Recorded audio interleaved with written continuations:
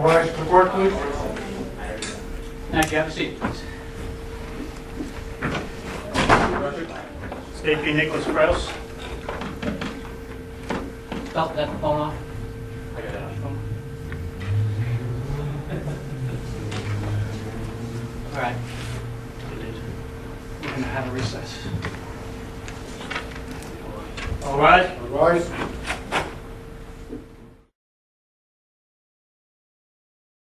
All rise. Thank you. Have a seat, please.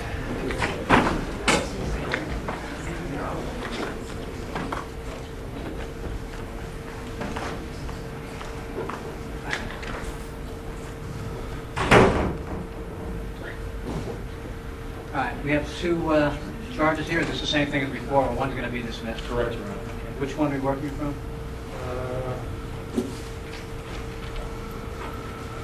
The one that has an arraignment at 519, although they both might. I can take a look at show them.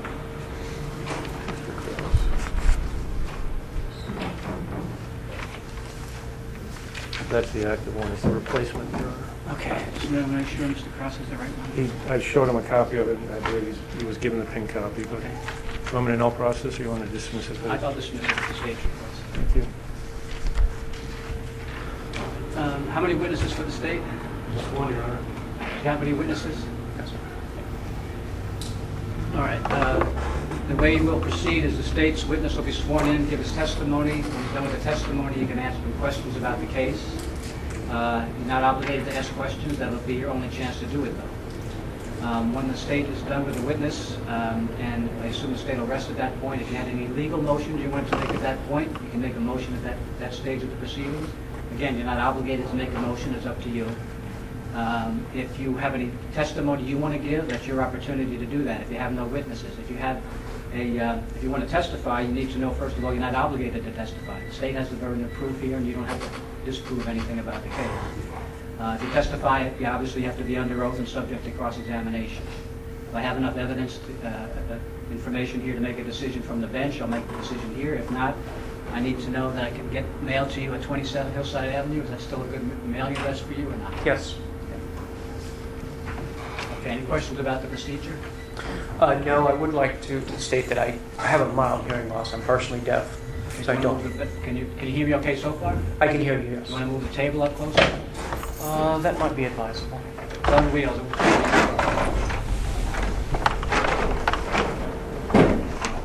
You need to adjust your cameras. There you go. Yes, no? All right. You need to just get my attention if you're not following anybody's testimony, so we know that we need to know that you hear everything that we're talking about. Thanks, sir. Okay. Ready to go? Yes. David Krouse, Sergeant Rivera. Please raise your right hand. Swear the testimony I'm about to give in this matter will be the truth, the whole truth, nothing but the truth? I do. Please have a seat and introduce yourself.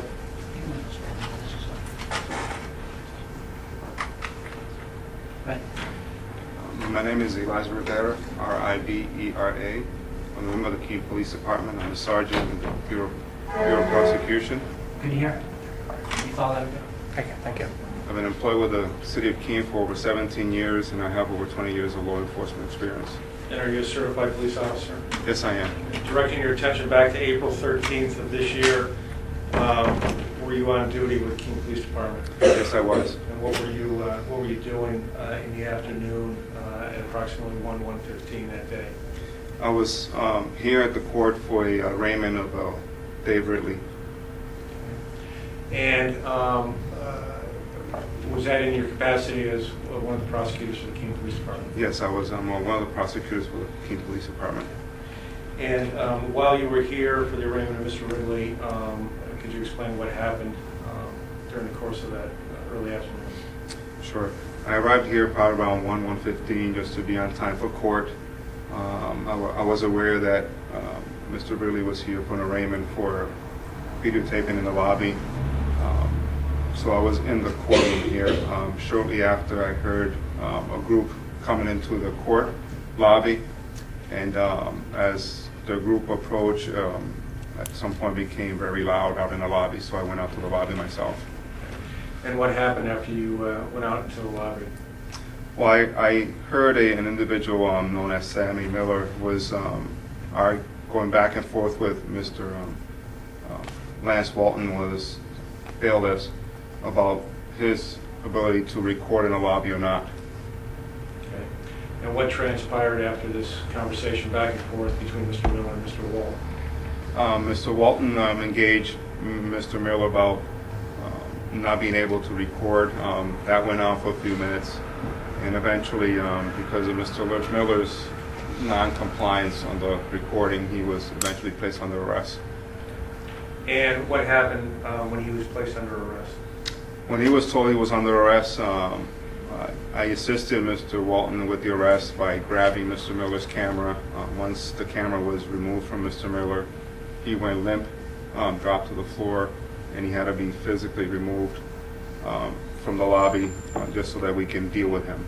Okay. And when this took place, were there a number of people in the lobby? Yes, there was. There was 30 plus, give or take. Okay.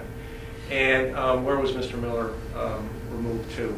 He was initially removed to the hallway just outside the lobby, and eventually moved into the conference room so that we can arrange what we're going to do with him because of his basically non-compliance, refusing to produce any information, whether we were going to go to the police department with him or directly to the county jail. So he was in the conference room. Okay. And while this was going on, was there some commotion going on out in the lobby? Yes, there were. The group where I can hear from the conference room people yelling, "You're hurting him! What's going on? What you're arresting him for?" There was a lot of loud voices coming from the lobby. So I stepped out myself to see what was going on, and eventually gave a command that anyone who was there that did not have any court business needed to leave the lobby because it was the court was not able to proceed with the normal business with the juvenile matters that they had scheduled. So in addition to Mr. Ridley being arraigned that afternoon, were there other court matters coming forward?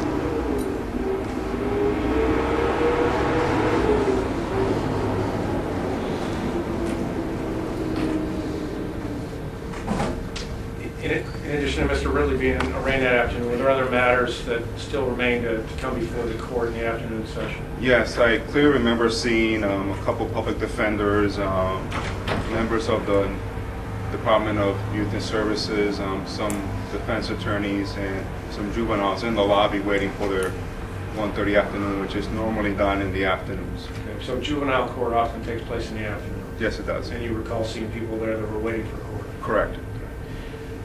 So you came out and gave this directive for people to leave if they didn't have court business.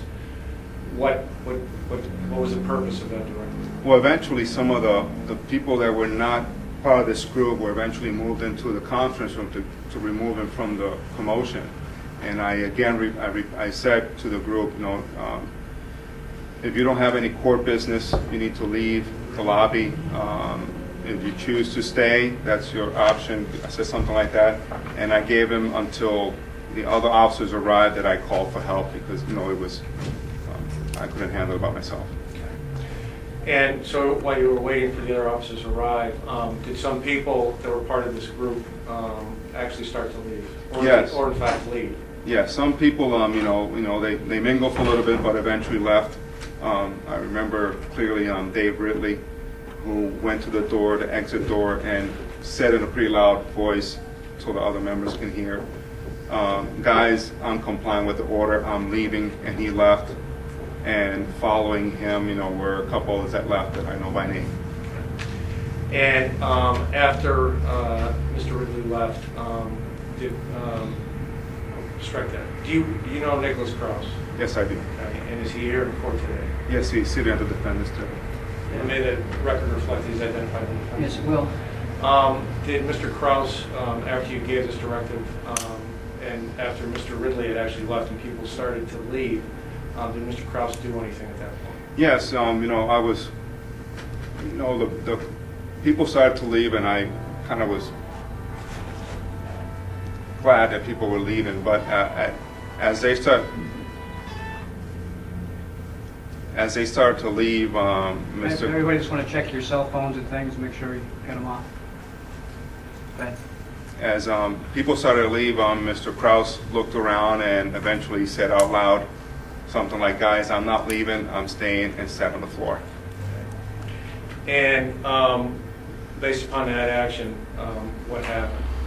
Well, after he said that and sat, some of the people that were heading out the door basically turned around and waited and watched, just did not leave as well. And I again repeated what I said, if they get here and you haven't left, you're going to get a summons for disorderly conduct.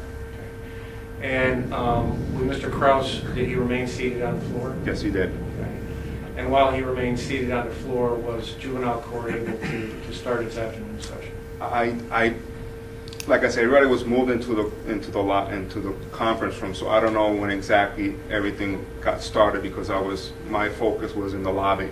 I know we had police officers responding, we had police officers carrying people down the stairs, we had police officers dealing with non-compliance people, so there was a lot going on at that time.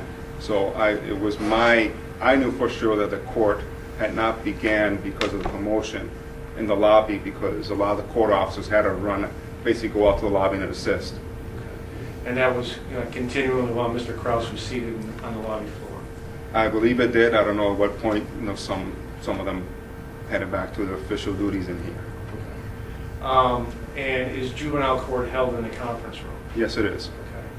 Okay. And while Mr. Krouse was seated out in the lobby, was Mr. Miller still in the conference room at any point? I believe he had been moved at some point, and it was being brought down to one of the cruisers.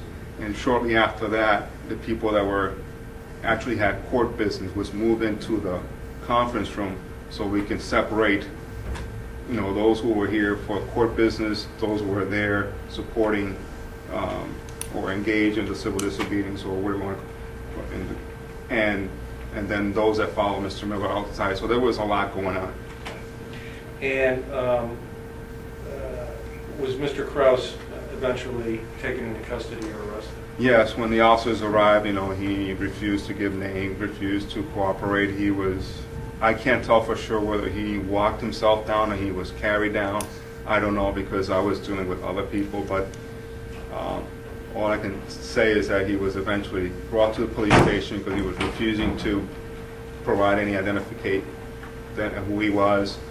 But even at the police station, we kind of convinced him, all we need is your name, we'll let you walk out, give us summons. What does that anything have to do with after he left the courthouse? It doesn't, Your Honor.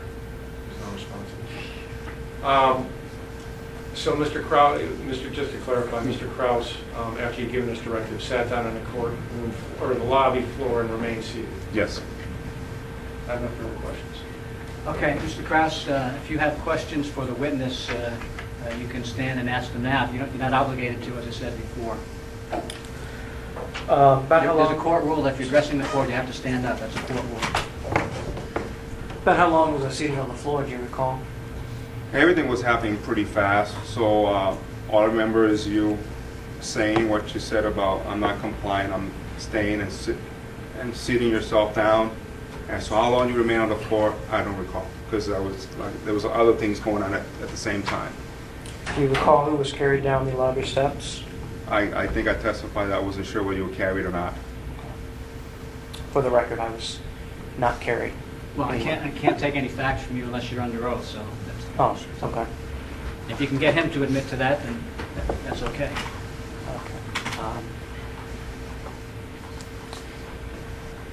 Let's see. Was the lobby being blocked in any fashion? Prior to you sitting down, or when?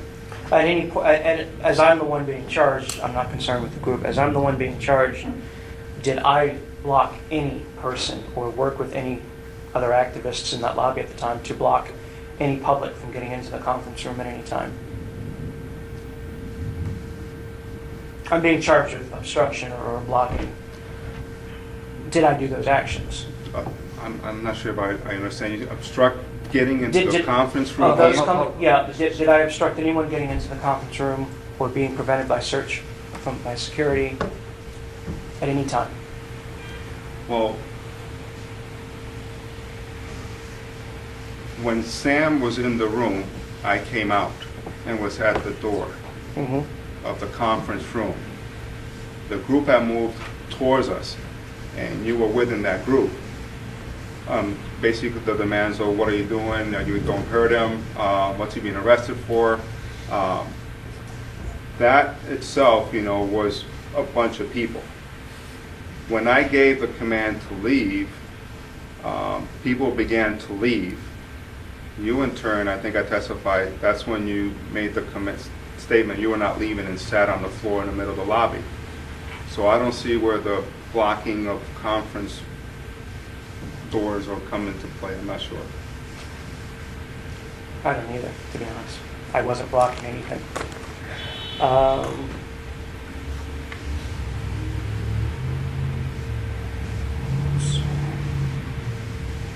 I'm being charged with reckless public annoyance. What did I do that was reckless?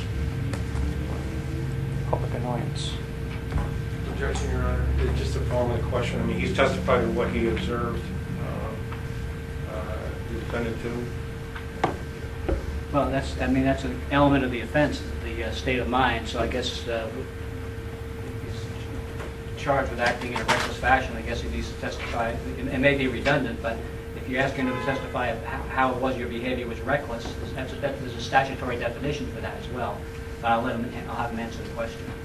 I think we may have already covered it, but I'll let you ask it again. You can answer. How did I recklessly annoy the public or obstruct? Well, I said how you obstruct the proceedings of the business of the court is that as the commotion was taking place and actually people began to leave, you turn around and engage the group again by saying, I'm not leaving, guys. I'm not complying with the order. And you sat down on the floor, which caused other members who were about to exit as well to stop their exit and remain in the lobby of the courtroom, which, like I said, we were dealing with so much going on that the court had not began. So as I guess the conduct would be as people were leaving, you actually re-engage the conduct of not leaving the courtroom by sitting on the floor. Okay. Could you define obstruction of justice, as you know? Objection. Relevance. Relevance is my actions were based on the belief that the court security and police officer Rivera were obstructing harm being committed to Sam. My purpose for being there and the reason for not leaving was to observe any actions that may have been illegal. It is not, to my knowledge, legal for any government agent to harm somebody under arrest except in defense of themselves. Sam what passively resisted. He was not combative or harmful to any person. You're kind of mixing your statement with some argument and some facts. So you're not charged with recklessly creating a risk of a breach of the peace, public inconvenience, annoyance, or alarm by disrupting the orderly conduct of business in a public or governmental facility. I believe that my actions were predicated on attempting to witness illegal activities by persons in this courtroom. I understand what your defense may be, but what I'm trying to say is that if you want me to consider facts, I can only consider facts that come from the witness stand. And if there's facts that you want me to entertain in making my decision here, either you have to have a witness testify or you can testify again. You're not obligated to do that.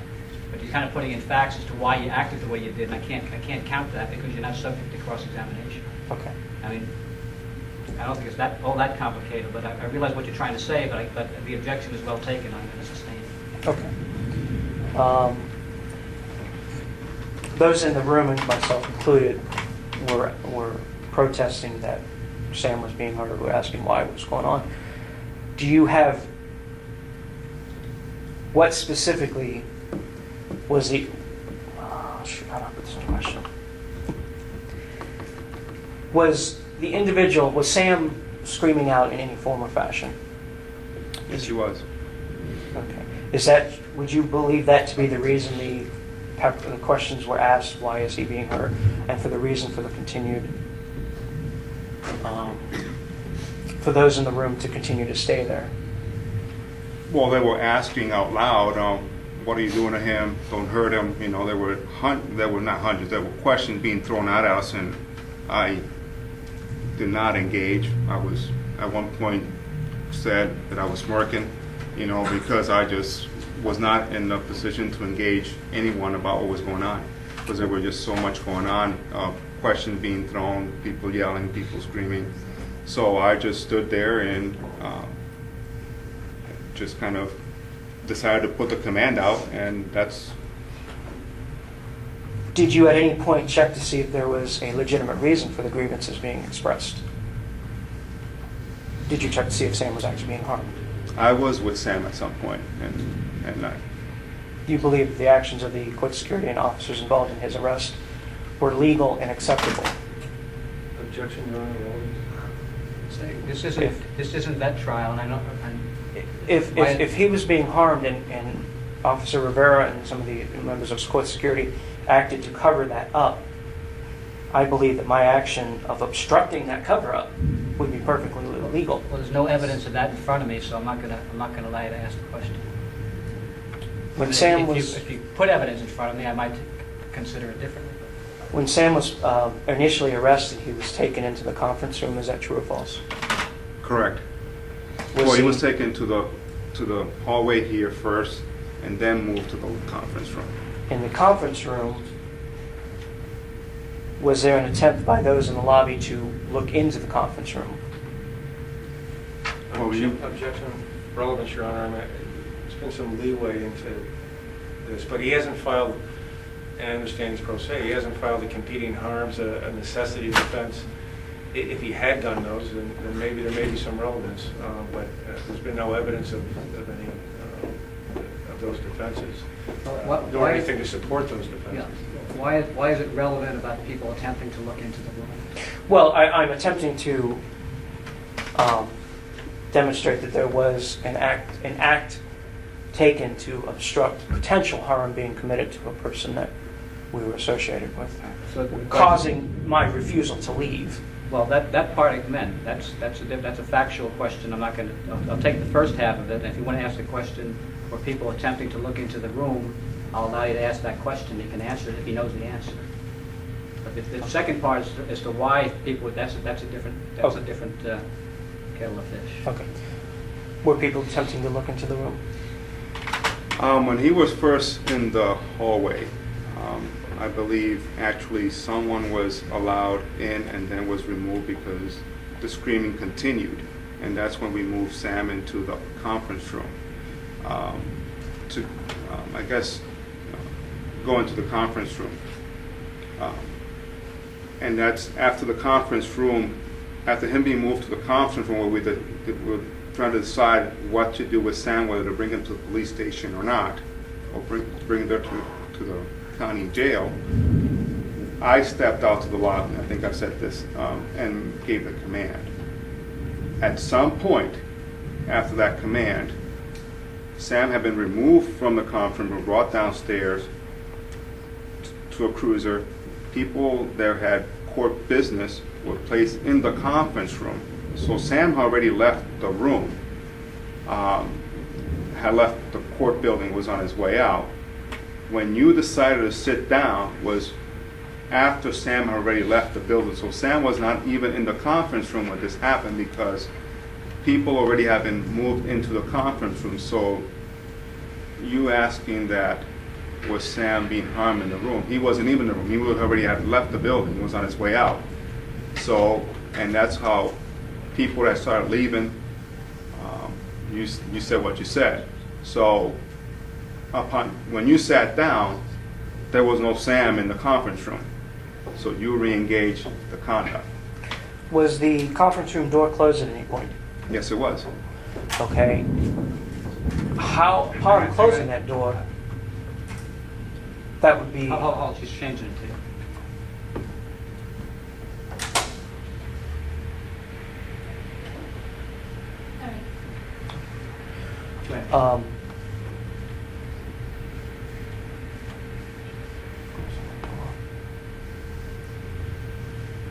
I'm a little lost.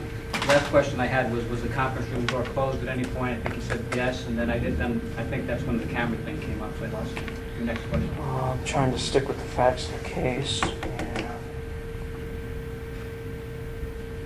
Would closing the conference door, this will sound stupid, but it's obvious, when closing the conference door, would that prevent an observation of whether Sam was still in there or not? Well, it will prevent an observation from the people in the lobby, but there's reasons why I will close the door in a heartbeat. Okay.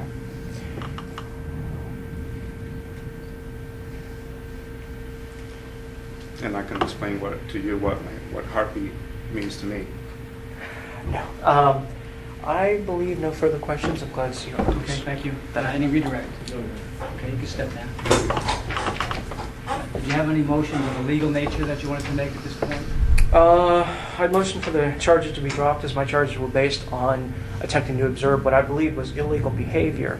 Again, there's no, I mean, you're putting in, you can make a motion to dismiss if that's what you want, that's okay, but I can't base it on facts that aren't in evidence yet.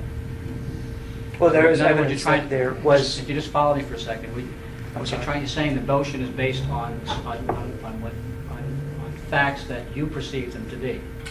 But I haven't heard any testimony from anybody about what you perceive things to be. The only testimony I have is from this witness. So if you want to make a motion to dismiss, I'll hear it, but I can't hear it. The why part doesn't count. I can't entertain that because you're subject to cross-examination, or you have to be subject to cross-examination. Does that confuse you with that?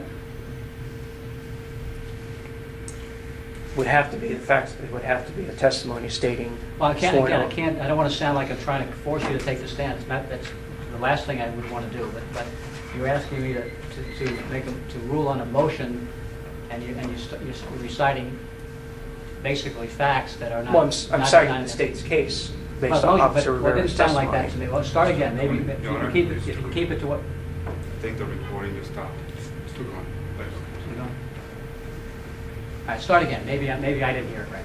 Based off Officer Rivera's statement that there was a grievance issued that Sam was being harmed by the police and court security, and his statement that Sam had been moved twice and second time the door was closed, preventing any observation to continue with the claim that harm was being caused. I moved to dismiss on the basis that I was attempting to observe illegal behavior. All right, well, It is not legal to harm those under arrest. The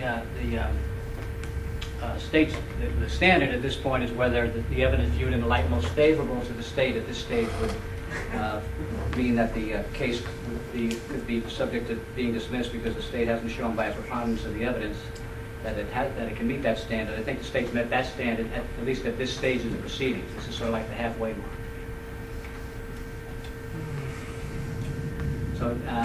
So the motion to dismiss is denied. If you want to testify again, you're not obligated to.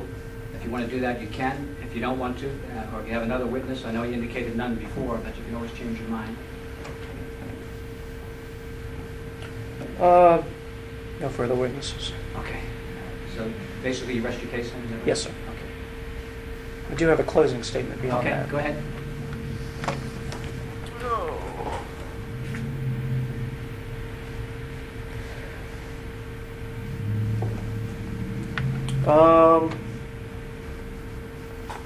Upon being asked to leave the courtroom by Officer Rivera, Sam Dodson Miller was in the other room, periodically screaming out in pain.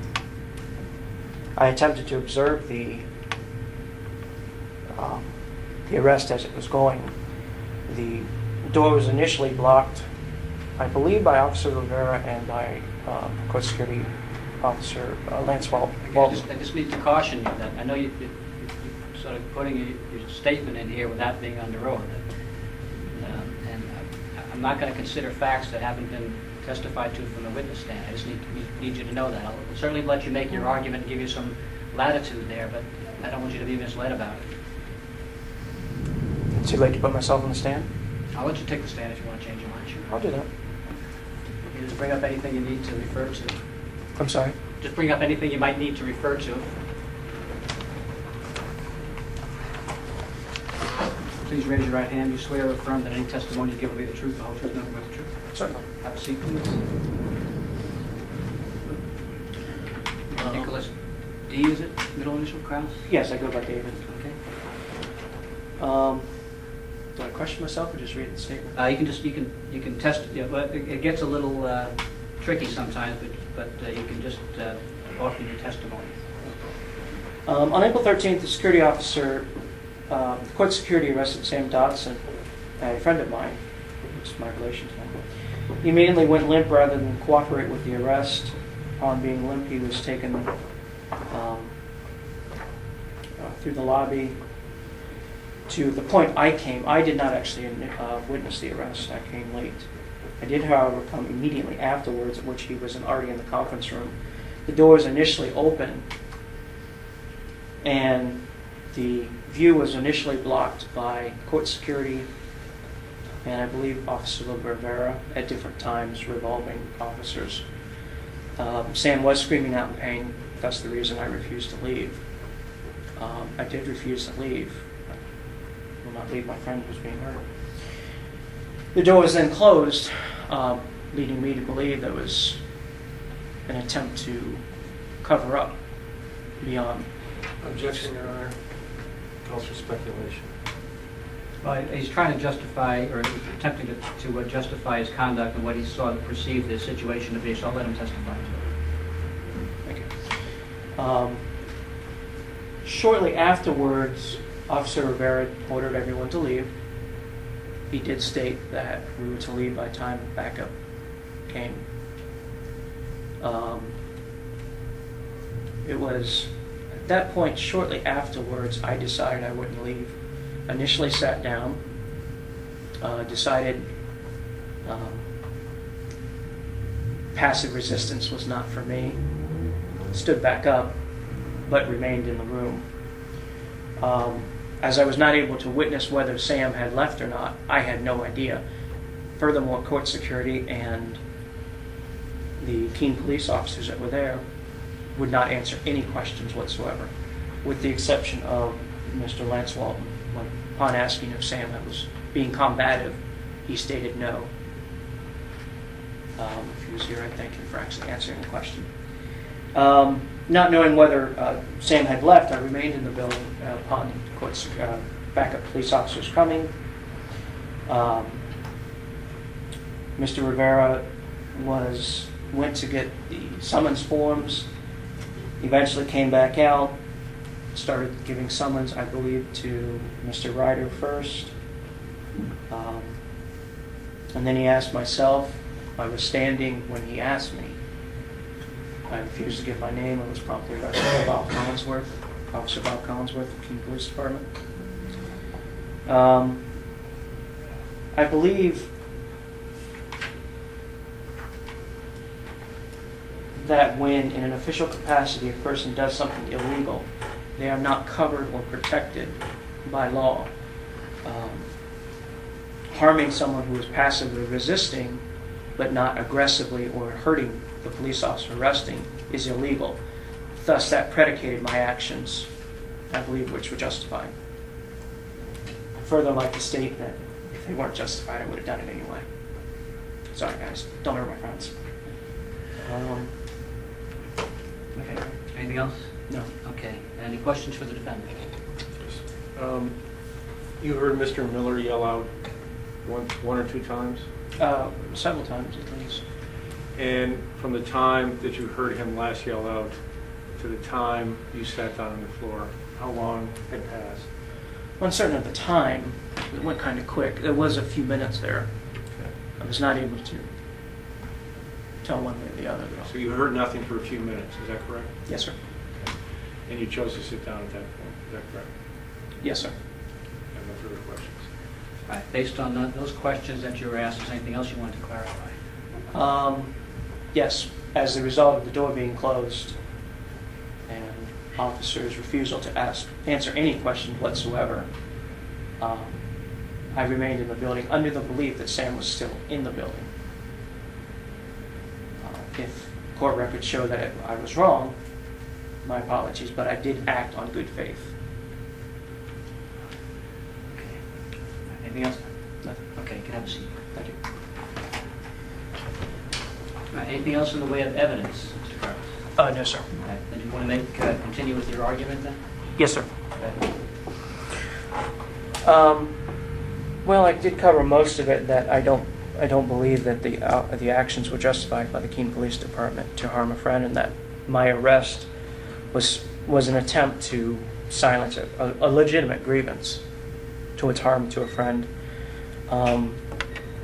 There's not really much more I can say about that beyond just a basic statement to the court that I will not be paying court money for having done what I believe to be the right thing, nor will I be serving others in the community as punishment for morally guided civil disobedience.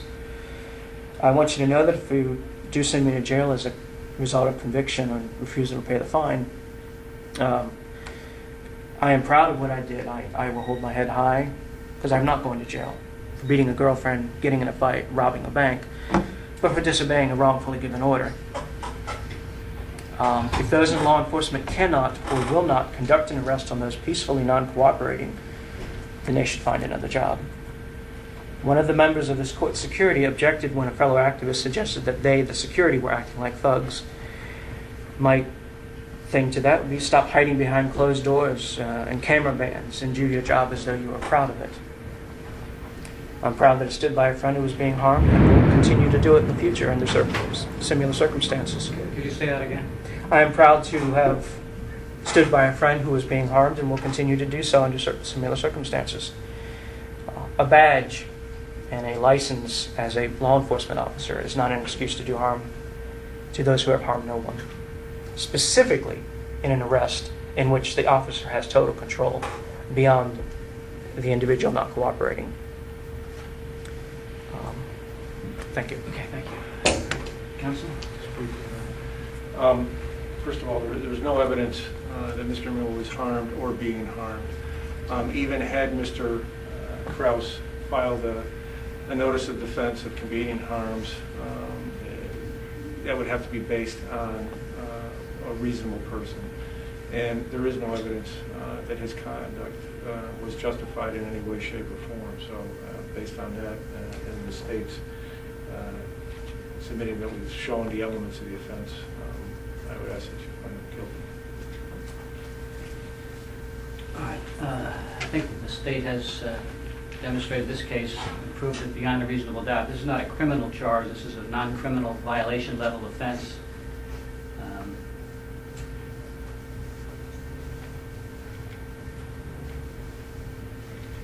What does the state have to say in the way of a recommendation?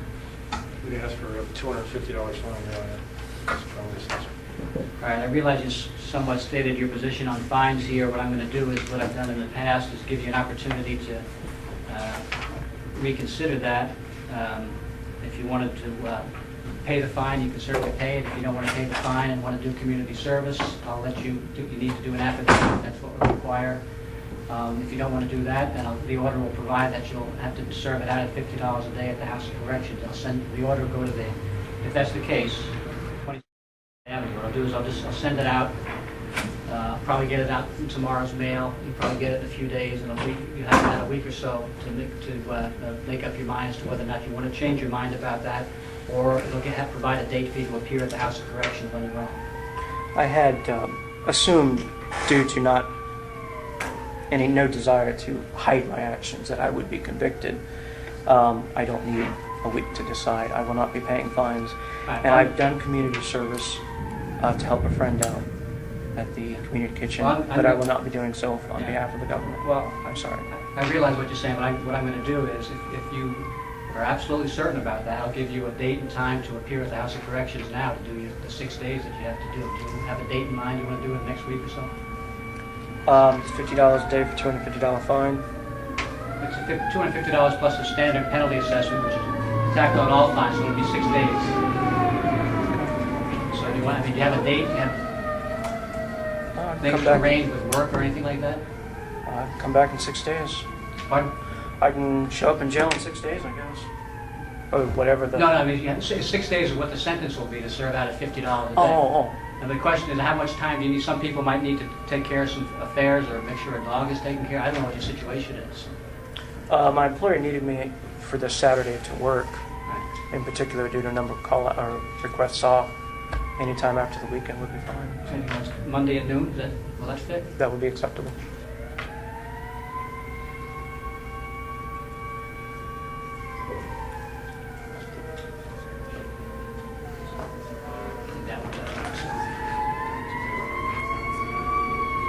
I wish to note that this is very unfortunate. Pardon me? I wish to note that this is very unfortunate, Yes. that this has escalated.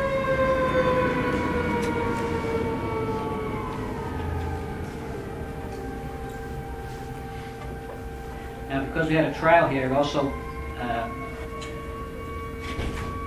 entitled to appeal to the state Supreme Court if you're unhappy with the outcome here, in which case the sentence would be stayed. All right, but you need to put your notice in about that if that's what you intend to do. So while you perfect your appeal, the sentence wouldn't have to be served. So if you have, and again, if you have no intention of appealing it, then we don't have to deal with that.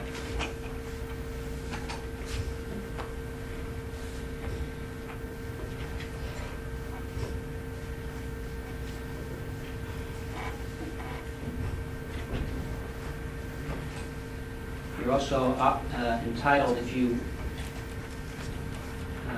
come up with some of the money, for example, if you've done 3 days and you have $150 and you want to pay it to get out, you can do that. All right, you should stick around for some of the paperwork here, and then you're all set. Thank you. 250.